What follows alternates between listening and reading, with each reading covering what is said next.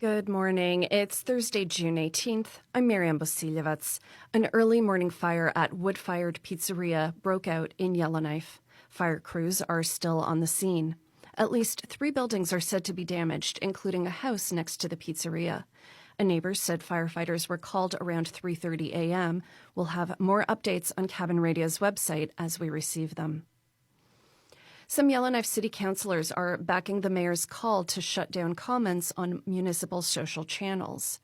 Mayor Ben Hendrickson brought forward a resolution to close comments on city posts after homophobic and transphobic messages were left on a post about Pride.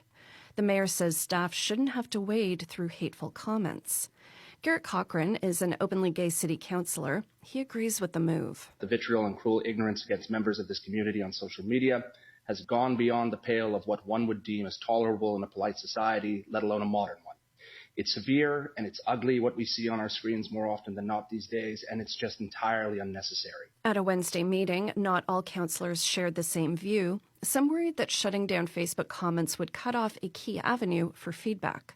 A final decision hasn't yet been made. Advocates are praising new legislation that will explicitly make non-consensual sterilization a crime, but they say more is needed to address the issue. Cabin Radio's Emily Blake reports. Canada has a long history of forced and coerced sterilization. It disproportionately impacts Indigenous and racialized women, intersex people, and people with disabilities. And it continues to affect people today. Beyond amending the criminal code, experts have called for better education on informed consent and Indigenous reproductive health care. They say healthcare reforms are also needed to ensure Indigenous women have access to culturally safe and trauma-informed reproductive care in their communities. Some advocates have called for a formal apology and compensation for survivors. See our website for more. Representatives for Endacho Healing Society presented plans for a trauma healing lodge to MLAs on Tuesday. The nonprofit says the main challenge is securing stable, long-term operational funding through ongoing discussions with territorial and federal governments. The proposed 8-week program is expected to combine Indigenous land-based healing with clinical supports. Researchers and knowledge holders are meeting in Yellowknife this week for the North American Caribou Workshop to share new approaches to managing caribou populations. Wednesday's presentation focused on emerging DNA methods for tracking herd movement patterns, population structure, and herd health. Elder Leon Andrews says the research could be especially useful in the north. The DNA, I think, can really help understand the different type of caribou that exists out there.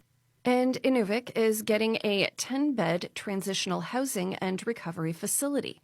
The IRC will run it. The GNWT is providing some funding. The first patients should move in this summer. Wellness worker Jeffrey Amos gave tours of the building on Wednesday. When they return, they have nothing, absolutely nothing. Nothing, no support. Even though there are counselors here and resources here, there's nothing to give them that stability, and that's what we want to provide here, stability. He says the town currently has nothing like it for recovering addicts who come home from treatment in the south. Your weather forecast for today: Yellowknife 19 with a mix of sun and cloud, Inuvik high of 23 and mainly sunny, Norman Wells 21 with a chance of showers, Hay River 19 with a mix of sun and cloud, Fort Smith 19 degrees and mainly cloudy, and Fort Simpson 23 today and mainly sunny.